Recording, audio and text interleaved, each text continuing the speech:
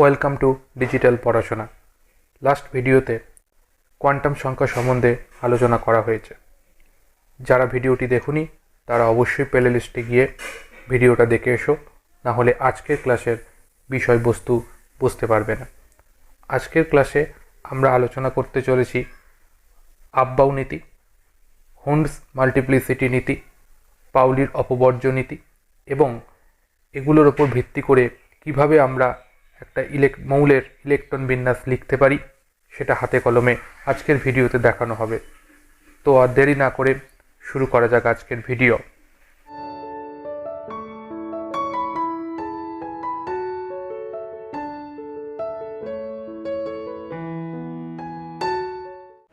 Electron বিন্যাস লেখার আরও একটা গুরুত্বপূর্ণ জায়গা, সেটা হচ্ছে পাউলির অপবর্জন নীতি। পাউলির অপবর্জন নীতিতে কি বলছে, একটি পরমাণুর যে কোনো দুটি ইলেকট্রনের চারটি কোয়ান্টাম সংখ্যার মান কখনো একই হতে পারে না। কি বললো, একটি পরমাণুর দুটি ইলেকট্রনের চারটি কোয়ান্টাম সংখ্যার মান কখনো একই হতে পারে না। অর্থাৎ যদি একটা পরমাণুর যে কোনো দুটো ইলেকট্রনকে আমরা যদি নিই, সেই দুটো ইলেকট্রনের মধ্যে ইলেকট্রনের চারটে যে কোয়ান্টাম সংখ্যা রয়েছে, একটা ইলেকট্রনের চারটে কোয়ান্টাম সংখ্যা থাকে, সেই চারটে কোয়ান্টাম সংখ্যার মান কখনোই একই হবে না। আরও সহজভাবে যদি আমাদের পাউলির অপবর্জন নীতিটাকে মনে রাখতে হয়, তাহলে এটা মনে রাখতে হবে যে হাতের 5টা আঙুল সমান হয় না। এটা মনে রাখলেই আমরা বলতে পারবো যে পরমাণুর পাউলির অপবর্জন নীতি। সেই পাউলির অপবর্জন নীতি থেকে আমরা যদি দেখি, আমরা মনে করলাম 1s উপকক্ষকটা নিলাম। 1s উপকক্ষের মধ্যে দুটো ইলেকট্রন রয়েছে। সেই দুটো ইলেকট্রনের ক্ষেত্রে আমরা কি দেখছি, এনের ভ্যালু দুটোর ক্ষেত্রেই যেহেতু 1s 1 হচ্ছে মুখ্য কোয়ান্টাম সংখ্যা, তা দুটোর ক্ষেত্রেই এনের ভ্যালু 1। এনের ভ্যালু যদি 1 হয়, এল এর ভ্যালু কী হবে, সবসময় 0 হবে। এল এর ভ্যালু যদি 0 হয়, ম্যাগনেটিক কোয়ান্টাম সংখ্যার মানও হবে কত, 0। তবে আমরা আগেই পড়ে এসেছি যে ম্যাগনেটিক কোয়ান্টাম সংখ্যার প্রত্যেকটা মানের জন্য দুটো এস ভ্যালু থাকে, একটা হচ্ছে প্লাস হাফ, একটা হচ্ছে মাইনাস হাফ। তাহলে এখানে দেখছি যে স্পিন কোয়ান্টাম সংখ্যাতে এসে এটা একটা প্লাস হাফ হয়ে যাচ্ছে, একটা মাইনাস হাফ হয়ে যাচ্ছে। অর্থাৎ এখানে কোয়ান্টাম সংখ্যা এই তিনটে এক থাকলেও এইখানে কোয়ান্টাম সংখ্যাটা আলাদা হয়ে যাচ্ছে। এইভাবেই এটা চলছে। আমরা যদি 2pর একটা উদাহরণ নিই, উদাহরণ সাপেক্ষে বোঝানোর জন্য আমরা আরেকটা নিচ্ছি, সেটা হচ্ছে 2p কক্ষক নিলাম। 2p কক্ষের ক্ষেত্রে আমরা ইলেকট্রন নিচ্ছি, দুটো ইলেকট্রন নিচ্ছি। সেই দুটো ইলেকট্রনের ক্ষেত্রে কি, দুটোর ক্ষেত্রে এনের ভ্যালু কত, 2 আসছে।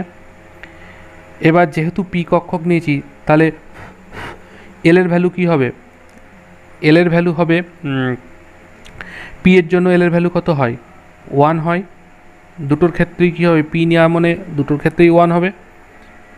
এবার ম্যাগনেটিক কোয়ান্টাম সংখ্যা আমরা দেখি, দুটো আলাদা নিয়েই দেখি। ম্যাগনেটিক কোয়ান্টাম সংখ্যা এটা 1 হলে পারে একটা ভ্যালু 0 হবে, আর একটা আমি নিলাম +1 নিলাম। তাহলে কি পাবো, তাহলে পারে এবার আমরা 0-0-র মধ্যে দুটো ইলেকট্রন থাকতে পারে, একটা আমরা নিই প্লাস হাফ নিলাম, আর একটা নিলাম এটার ক্ষেত্রেও আমরা সেই প্লাস হাফই নিলাম। তাহলে আমরা দেখছি কি, সেই ক্ষেত্রেও একটা দুটো তিনটের মান এক হচ্ছে, তবু কিন্তু এম এর ভ্যালুটা দুটোর ক্ষেত্রে আলাদা হয়ে যাচ্ছে। তো এই ঘটনার দেখে আমরা এটা সিদ্ধান্তে আসতে পারি যে পাউলির অপবর্জন নীতি থেকে আমরা এটা বলতে পারি, বা এটা প্রমাণ সহজেই করা যাচ্ছে যে প্রত্যেকটা কক্ষ সর্বাধিক দুটো করে ইলেকট্রন নিয়ে গঠিত। আমরা আসতে পারছি যে প্রত্যেকটি কক্ষই কক্ষক সর্বাধিক দুটো ইলেকট্রন থাকতে পারে, অর্থাৎ দুটো ইলেকট্রন নিয়েই একটা কক্ষক হয়, বা একটা কক্ষকের মধ্যে দুটো ইলেকট্রন সর্বাধিক পরিমাণে উপস্থিত থাকতে পারে, কখনোই তিনটে থাকতে পারে না। এটা হলো পাউলির অপবর্জন নীতির গুরুত্ব। পাউলির অপবর্জন নীতি এটাই আমাদেরকে বলছে যে হাতের 5টা আঙুল সমান হয় না, অর্থাৎ একটা পরমাণুর যে কোনো দুটি ইলেকট্রনের চারটি কোয়ান্টাম সংখ্যার মান কখনোই এক হতে পারে না। এবং এটা থেকে আমরা এটা জানতে পারছি যে একটা কক্ষে সর্বাধিক দুটোর বেশি ইলেকট্রন থাকতে পারে না। অর্থাৎ আমরা যখন ইলেকট্রন বিন্যাস লিখব, তখন একটা ঘরের মধ্যে দুটোর বেশি ইলেকট্রন লিখব না। এবার আসছে হুন্ড মাল্টিপ্লিসিটি সূত্র।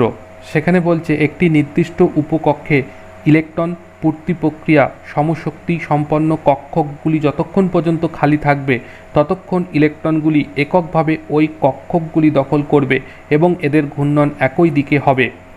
একটা নির্দিষ্ট উপশক্তি স্তরকে নিয়ে আনা হলো, নিয়ে সেখানে যদি ইলেকট্রন ভর্তি করার প্রক্রিয়া চলছে, অর্থাৎ কক্ষক নিয়ে তাতে ইলেকট্রন ভর্তি করছি, সেই সময় কি হবে, সমশক্তি সম্পন্ন যে কক্ষকগুলো, একটা কক্ষক তো সে সমশক্তি সম্পন্ন হবে, তার ভেতর কক্ষকের ভেতর যে ঘরগুলো রয়েছে সেই ঘরগুলো যতক্ষণ একটা করে ইলেকট্রন দ্বারা পূর্ণ না হবে ততক্ষণ কিন্তু তারা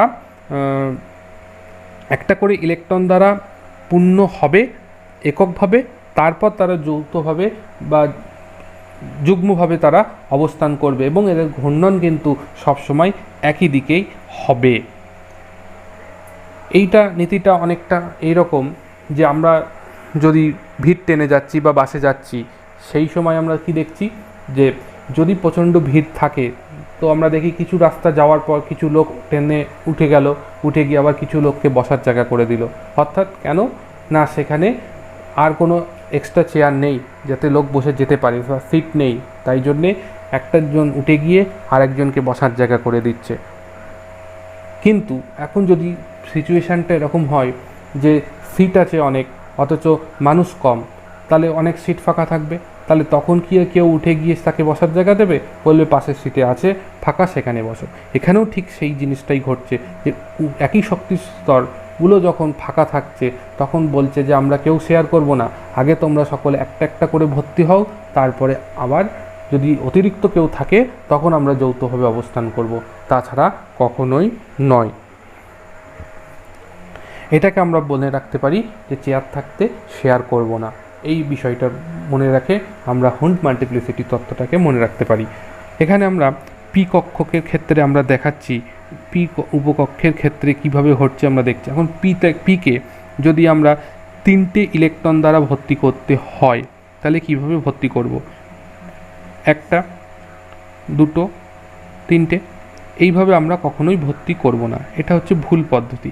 ভর্তি করব কিভাবে? এইভাবে 1, 2, 3টে, এইভাবে 3টে ইলেকট্রন যাবে, কখনোই এই পদ্ধতিতে আমরা ভরবো না।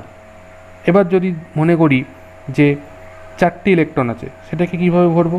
1, 2, 3টে, 4টে, এইভাবে কখনোই ভরবো না, এটা ভুল। তাহলে কিভাবে ভরবো? ভরবো এইভাবে 1, 2, 3টে, 4টে, এটা হচ্ছে কারেক্ট পদ্ধতি, এটা হচ্ছে কারেক্ট মেথড। একই রকমভাবে যদি আমাকে 5টা ইলেকট্রন ভরতে হয়, 4টে গেল, 5টা যদি ভরতে হয় সেক্ষেত্রে এরকমভাবেই ভরবো, এই যে 5টা ইলেকট্রন বললাম, এটা হচ্ছে সঠিক পদ্ধতি। কখনোই আমরা এইভাবে ভরবো না যে এটার মধ্যে 2টো দিয়ে দেবো, দিয়ে এইভাবে 3টে দেখাবো বা এইভাবে 4টে দেখাবো, এগুলো হচ্ছে ভুল মেথড। সবসময় আগে সিঙ্গলি ভর্তি হবে, তারপর ভর্তি হয়ে গেলে পরে যদি ইলেকট্রন থাকে তাহলে ডবলই ফিল্ড হবে। একই রকমভাবে যদি আমরা ডি অরবিটালের ক্ষেত্রে দেখি, 6d যদি আমরা লিখতে হয়, ডি অর্থাৎ ডি এর মধ্যে 6টা ইলেকট্রন আছে, সেটাকে যদি সাজাতে হয় তখন এভাবে সাজাবো 1, 2, 3টে, 4টে, 5টা, 6টা, জাস্ট এভাবে।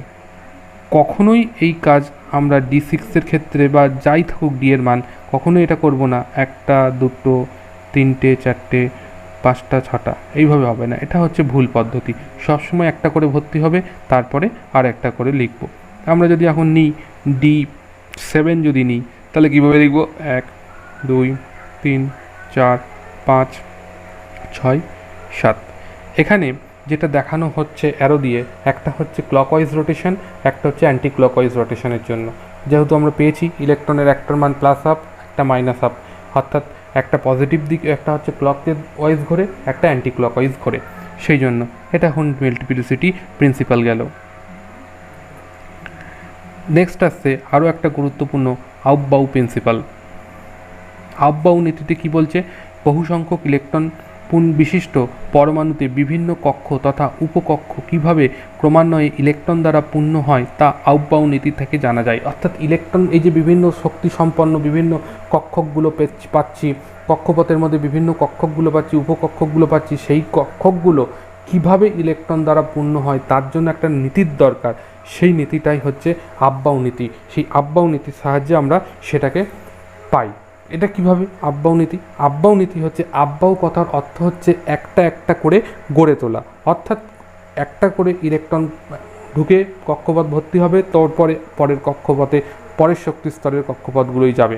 এটাই হচ্ছে আফবাউ নীতি বলছে। তা আফবাউ নীতির মূল তথ্যগুলো কি বলছে? বলছে ইলেকট্রনগুলি প্রথমে সর্বনিম্ন শক্তি সম্পন্ন উপকক্ষে প্রবেশ করবে এবং ক্রমান্বয়ে উচ্চতর শক্তি সম্পন্ন উপকক্ষে প্রবেশ করবে। কখনোই নিম্ন শক্তি সম্পন্ন কক্ষ খালি রেখে ইলেকট্রনগুলি উচ্চ শক্তি সম্পন্ন কক্ষে প্রবেশ করবে না। তাহলে ইলেকট্রন সবসময় যে কক্ষটার শক্তি কম তাতে আগে ঢুকবে, তারপর আস্তে আস্তে ক্রমান্বয়ে উচ্চ শক্তি বিশিষ্ট কক্ষগুলোতে যাবে। সেই কক্ষপথে কিভাবে প্রবেশ করবে, অর্থাৎ আমরা যখন ইলেকট্রন বিন্যাস লিখব তখন এই রুলসটাই ফলো করতে হবে। একটা করে কক্ষপথ লিখব, কক্ষক লিখব, তাতে ইলেকট্রন ভর্তি করব, তারপর ভর্তি হয়ে গেলে আবার পরেরটা লিখব, এইভাবে ক্রমশ যাব। সেই ক্রমবর্ধমান শক্তির যে স্তরগুলো সেটা কি আমরা দেখছি, 1s, 2s, 2p, 3s, 3p, 4s, 3d, 4p, 5s, 5d, 5p, 6s, 4f, 5d, 6p, 7s, 5f, 6d, এইভাবে চলতে থাকবে। অর্থাৎ আমরা দেখলাম যে 1s যে কক্ষক রয়েছে তার শক্তি সব থেকে কম এবং সব থেকে বেশি শক্তি হচ্ছে 6d, এইভাবে ক্রমশ পরপর ভর্তি হতে থাকবে। এই ক্রমটাকে মনে রাখার একটা সহজ পদ্ধতি আছে। সেই পদ্ধতিটা কি, আমরা এইভাবে লিখে নেব পরপর, ওপর থেকে নিচে ক্রম লিখব। 1s লিখব, 2s লিখব, 3s লিখব, 4s লিখব, 5s, 6s, 7s লিখব। তারপরে কি লিখব, 2p, 3p, 4p, 5p, 6p লিখব। তারপর লিখব 3d, 4d, 5d, 6d আর 4f আর 5f। পর আমরা অ্যারো দেবো, প্রত্যেকটার উপর দিয়ে একটা করে অ্যারো টানবো, ঠিক যেভাবে টানা হয়েছে এইভাবে অ্যারো টানবো। এই অ্যারোটা কি বোঝাচ্ছে, আগে 1s কক্ষক ভর্তি হলো, প্রথম অ্যারোটা গেছে কোথা দিয়ে, 1s-এর উপর দিয়ে, অর্থাৎ 1s কক্ষক ইলেকট্রন দ্বারা ভর্তি হবে। তারপরে দ্বিতীয় অ্যারোটা গেছে কিসের উপর দিয়ে, 2s-এর উপর দিয়ে, তারপর 2s কক্ষপথে ইলেকট্রন ঢুকবে। 2s কক্ষক ভর্তি হয়ে গেলে পারে তারপরে 2p কক্ষে যাবে, তারপর 2p ভর্তি হলে 3s, এইভাবে ক্রমান্বয়ে পরপর যেতে থাকবে। অর্থাৎ এটা থেকে আমরা সহজেই লিখে ফেলতে পারবো 1s, 2s, 2p, 3s, 3p, এইভাবে আমরা পরপর লিখতে পারবো। এবার একটা প্রশ্ন হচ্ছে সবার মনেই হয় যে 1s লিখলাম কিন্তু 1p লিখলাম না কেন, সেটা নিয়ে আলোচনা করছি। সেটা কি বিষয়, কেন লিখছি না বা কেন হয় না 1s, এটা একটা প্রশ্ন হয় যে 1s 2p কক্ষপথ রয়েছে কিন্তু 1p কক্ষপথ হয় না কেন। এটার জন্য আমরা দেখি 1s সেখানে বা 1p যদি আমরা ধরে নিই 1p কক্ষপথ হবে কি না দেখব। তাহলে এক্ষেত্রে n এর ভ্যালু কত, 1, n এর ভ্যালু 1-এর জন্য l এর মান কি হয়, 0 হয়। আর কোনো মান হয় না। তাহলে p কক্ষের জন্য l এর মান কত হতে হয়, 1 হতে হয়। তাহলে যেহেতু 1 মুখ্য শক্তির জন্য, মুখ্য কোয়ান্টাম সংখ্যার জন্য l এর কেবলমাত্র একটাই মান 0 হয়, সেই জন্যে 0টা s কক্ষপথের জন্যই হয়, তাই জন্য এটা হয়। আরও একটা আমরা নিই উদাহরণ যে 3D কক্ষক সম্ভব কিন্তু 2D হয় না কেন। এটার ক্ষেত্রে আমরা দেখি, যদি 3Dর ক্ষেত্রে আমরা কি পাচ্ছি, n এর ভ্যালু কত, n এর ভ্যালু 3Dর ক্ষেত্রে আমরা দেখছি n এর ভ্যালু হচ্ছে 3। আচ্ছা, l এর ভ্যালু তাহলে কি হবে, l এর ভ্যালু তাহলে কি হবে, l এর ভ্যালু হবে 0 হবে, 1 হবে অ্যান্ড 2 হবে, এই তিনটে ভ্যালু হবে। তাহলে 3D D এর জন্য l এর মান কত হতে হয়, 2 হতে হয়। তাহলে আমরা এখানে 2 আছে, সেই জন্যে এটা হচ্ছে। এবার 2Dর ক্ষেত্রে যদি আমরা দেখি, 2D আমরা ধরে নিই যদি 2D উপকক্ষক হয় কি না, হয়, যদি ধরে নিলাম হয়, তাহলে এবার দেখি n এর ভ্যালু কত, 2, n এর ভ্যালু 2 হলে পারে l এর ভ্যালু কত হয়, 0 হয় আর 1 হয়। কিন্তু D কক্ষক হতে গেলে পারে l এর ভ্যালু কত হতে হয়, D এর জন্য l এর ভ্যালু কত হতে হয়, সেটা 2 হতে হয়, এখানে নেই, তাই জন্যে এটা সম্ভব নয়।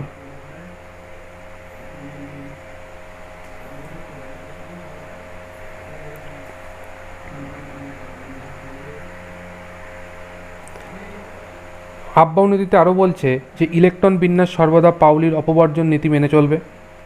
উপকক্ষগুলো অন্তর্গত শক্তি সম্পন্ন সমশক্তি সম্পন্ন কক্ষকগুলি প্রথমে একটা করে ইলেকট্রন দ্বারা পূর্ণ হবে এবং তারপর অতিরিক্ত ইলেকট্রন থাকলে সেগুলি কেবল ইলেকট্রন জোড় গঠন করবে, যেটা হুন্ডি সূত্র বলছে সেটাকেও ফলো করছে। এবার এখানে দুটো নিয়ম আছে যেটাকে বলছি N+L নিয়ম। N+L নিয়ম কি বলছে? বলছে দুটি উপকক্ষের মধ্যে যেটির N+L এর মান কম হবে সেই উপকক্ষতে আগে ইলেকট্রন প্রবেশ করবে, তারপর অন্যটাই প্রবেশ করবে। কিছুক্ষণ আগে আমরা দেখে এসেছি, বলতেই পারি বা আমাদের অনেকের মনে হয়তো প্রশ্ন জেগেছে, কিছুক্ষণ আগে যে দেখেছি যে ক্রমটা আমরা এখানে দেখে এসেছি সেই ক্রমটাতে আমরা দেখছি যে 4s আগে আছে, 4s আগে আছে, 3D পরে আছে। একই রকমভাবে আমরা যদি দেখি যে 5s আগে তারপরে গেছে হচ্ছে 4D। এগুলো কেন হচ্ছে? কেন 3Dতে আগে ইলেকট্রন প্রবেশ করবে না তারপর 4এতে যাবে? সেই জন্যে যে রুলসটা রয়েছে যে N+L রুল, তার সাহায্যে আমরা এটা ব্যাখ্যা করতে পারি। সেটা কীভাবে ব্যাখ্যা করব? যে দুটো কক্ষ নিলাম, 3D নিচ্ছি আর 4s। কেন 4s আগে ইলেকট্রন যায়? এটা যায়। N+L রুল কি বলল? যে দুটো কক্ষের মধ্যে যে কক্ষটার N+L এর ভ্যালু কম সেটাতে আগে ইলেকট্রন প্রবেশ করবে, যেটাই বেশি সেটাই পরে করবে। তাহলে 3D উপকক্ষের ক্ষেত্রে N কত? 3 বা 3। ডির আছে তাই L এর ভ্যালু কত? 2। 3 2 কত? 5 হয়। একই রকমভাবে যদি 4s এর ক্ষেত্রে দেখি, N এর ভ্যালু 4, S এর ভ্যালু কত? 0। তাহলে টোটাল কত আসছে? 4। তাহলে কোনটার ক্ষেত্রে N+L এর মান কম? 4s এর ক্ষেত্রে।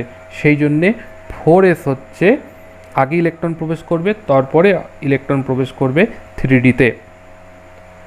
এই N+ রুলের আরও একটা নিয়ম বলছে N+L রুলের, সেই নিয়মটা বলছে ঠিক আছে মানলাম এটাই ঢুকছে আগে ওটাই পরে ঢুকলো, সেটা বুঝলাম, কিন্তু যদি এই N+L ভ্যালু কোনো কক্ষের ক্ষেত্রে সমান হয়ে যায়, দুটোর ক্ষেত্রেই যদি সমান হয়ে যায়, তখন কি হবে? তার জন্য বলছে, যেমন আমরা দেখি যে 3D উপকক্ষকটা নিলাম আর আমরা নিলাম 4p উপকক্ষক, এদের দুজনের ক্ষেত্রে যদি N+L ভ্যালু দেখি তাহলে এটা 3 + 2 = 5 আসছে। এটার ক্ষেত্রে যেটা আসছে 4 + 1 = আসছে 5। তা দুটোর ক্ষেত্রেই তো 5 আসছে, তাহলে এর কোনটার মধ্যে আমরা ইলেকট্রন আগে ঢুকবে, কোনটাই পরে ঢুকবে? তার জন্য N+L রুলস যেটা বলছে সেটা হচ্ছে যেটার ক্ষেত্রে মুখ্য কোয়ান্টাম সংখ্যা অর্থাৎ n এর মান কম হবে তাতে আগে ইলেকট্রন প্রবেশ করবে, তারপর পরেরটায় প্রবেশ করবে। অর্থাৎ 3Dতে আগে ইলেকট্রন প্রবেশ করবে কারণ এক্ষেত্রে n এর মানটা কম, তাই 3Dতে আগে ইলেকট্রন প্রবেশ করবে, তারপর 4pতে ইলেকট্রন প্রবেশ করবে। সেটা এখানেই বলা হয়েছে যে দুটি উপকক্ষের মধ্যে যেটির N+L এর মান কম হবে সেই উপকক্ষটিতে আগে ইলেকট্রন প্রবেশ করবে। যেমন 3s অ্যান্ড 3D উপকক্ষ দুটির মধ্যে 4s অ্যান্ড 4s এবং 3D উপকক্ষ দুটির মধ্যে 4s এ আগে ইলেকট্রন প্রবেশ করে, তারপর 3Dতে ইলেকট্রন প্রবেশ করে। একই রকমভাবে যদি দুটি উপকক্ষের ক্ষেত্রে N+L এর মান সমান হয় সেক্ষেত্রে n এর মান যেটার কম সেটিতে আগে ইলেকট্রন প্রবেশ করবে। যেমন হচ্ছে 3D এবং 4p উপকক্ষ দুটির মধ্যে যেহেতু 3Dর n এর ভ্যালুটা কম তাই 3Dতে আগে ইলেকট্রন প্রবেশ করবে, 4pতে পরে ইলেকট্রন প্রবেশ করবে। এবার আমরা চলে আসছি ফাইনালি যে ইলেকট্রন বিন্যাস কীভাবে লিখব। আমরা এখানে দেখি হাইড্রোজেনে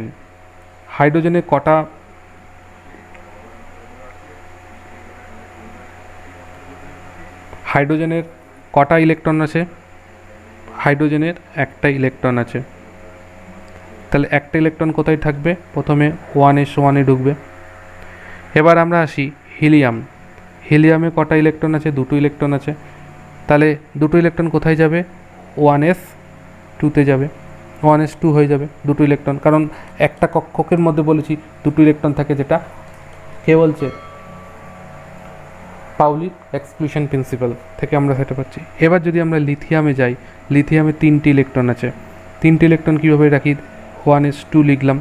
তারপর আমরা পাউলির আব্বাউ প্রিন্সিপাল অনুযায়ী কী পেয়েছি? 1s এর পর কোন কক্ষ হয়? 2s হয়। তাহলে 2s, 1s এ দুটো হয়ে গেছে, 2s এ যাবে একটা ইলেকট্রন চলে গেল, তাহলে টোটাল কটা হলো? 3টি ইলেকট্রন চলে গেল এইভাবে। একই রকমভাবে আমরা এবার আসি বোরনে। বোরনে আছে 5টা ইলেকট্রন। কীভাবে হবে?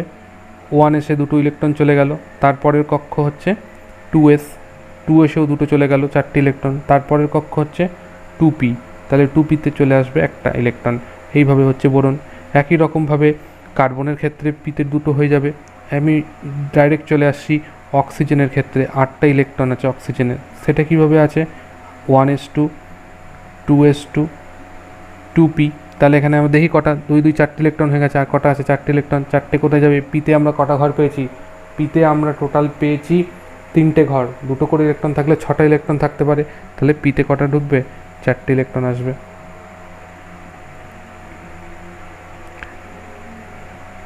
এবার আমরা নিয়নের ইলেকট্রন বিন্যাসটা দেখি।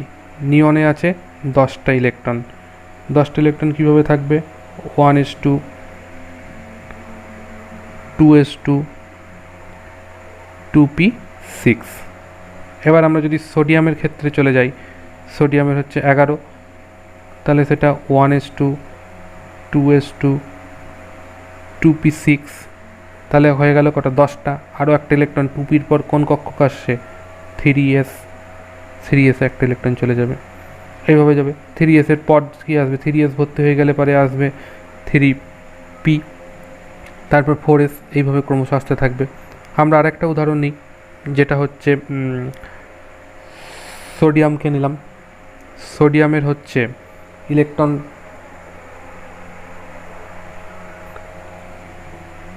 16টা ইলেকট্রন রয়েছে। তাহলে এর ক্ষেত্রে কি হবে? 1s2, 2s2, 2p6, তারপরে আসবে 3s2, তারপরে আসবে 3p, তাই তো? এবার এখানে কটা ইলেকট্রন হয়েছে? এই পর্যন্ত 10টা, 2 12টা। 12টা হয়ে গেলে পরে আর কটা ইলেকট্রন দরকার? 4টে ইলেকট্রন। তাহলে 3pতে কটা ঢুকবে? 4টে ইলেকট্রন ঢুকবে। এরপর যেটা আসছে সেটা আমরা দেখি ক্যালসিয়ামের ক্ষেত্রে কি হয়। ক্যালসিয়ামের হচ্ছে 20, তার ক্ষেত্রে আমরা কিভাবে লিখব? 1s2, 2s2, 2p6, 3s2, 3p6, অর্থাৎ এখানে টোটাল 18টা ইলেকট্রন হয়ে গেছে। আরও 2 ইলেকট্রন, তাহলে সেটা কোথায় যাবে? এরপর আসবে 4s2, কারণ 3dতে ইলেকট্রন যায় না, আগে 4s পূর্ণ হয়, তারপর 3d পূর্ণ হয়। এটা হলো 20 ক্যালসিয়াম। একই রকমভাবে আরও বাদবাকি যে ইলেকট্রনগুলো রয়েছে মাঝখানে,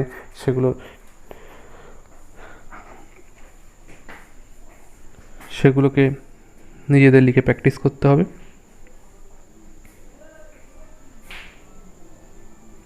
এরপর আরও একটা গুরুত্বপূর্ণ জায়গা আসছে, সেটা হচ্ছে যে ইলেকট্রনগুলো যখন কোনো কক্ষপথ ইলেকট্রন দ্বারা সম্পূর্ণ বা অর্ধপূর্ণ অবস্থায় থাকবে, তখন সেই কক্ষটা বা সেই ইলেকট্রন বিন্যাসটা সব থেকে বেশি স্থায়ী হবে বা সুস্থিত হবে। যেমন পি কক্ষক নিলাম। পি কক্ষকের মধ্যে আমরা আবার 3টে ইলেকট্রন রাখছি, 1টা, 2টো, 3টে। এই গঠনটার যা স্টেবল হবে বা এটার যা স্টেবিলিটি, হবে, এর স্টেবিলিটিটা অনেকটা অংশ বেশি হবে এই গঠনটার তুলনায়। যদি আমরা মনে করি এইভাবে 3টে রয়েছে, বা এইভাবে আমরা যদি দেখি 4টে ইলেকট্রন যদি এইভাবে রাখি, তাহলে সেই ক্ষেত্রে এই দুটো গঠনের তুলনায় এটা অনেক বেশি স্টেবল হবে এই গঠনটা। এটা হচ্ছে অর্ধপূর্ণ। একই রকমভাবে সম্পূর্ণ ভর্তিও হয়। যদি ডি কক্ষের ক্ষেত্রে আমরা দেখতে পাই, ডি কক্ষের ক্ষেত্রে আমরা যদি যাই,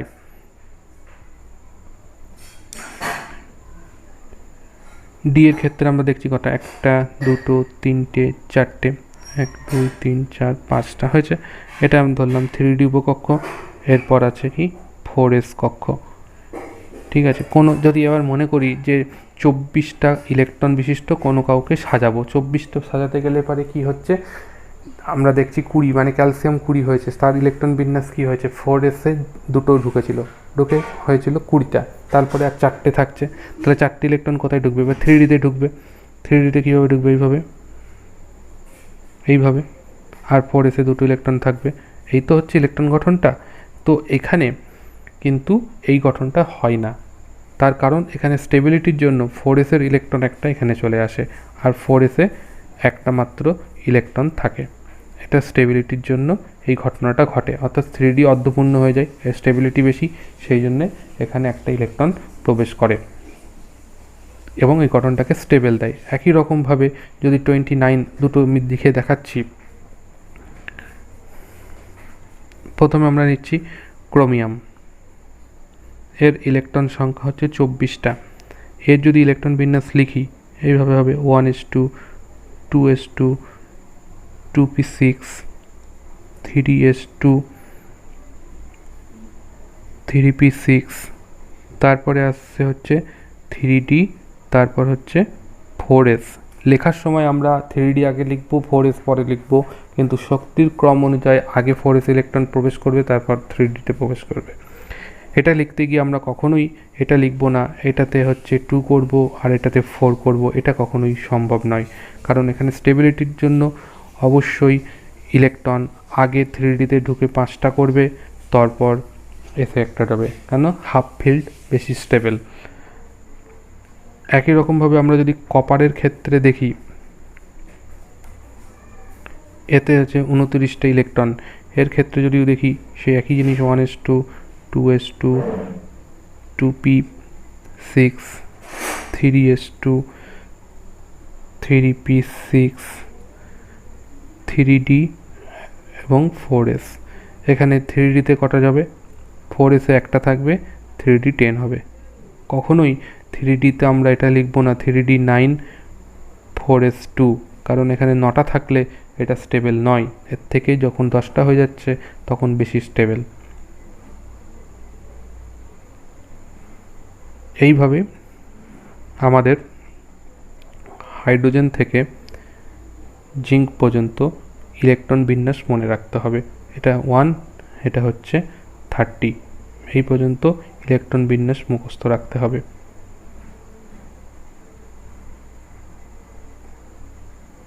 ভিডিওটি শেষ পর্যন্ত দেখার জন্য সকলকে অসংখ্য ধন্যবাদ।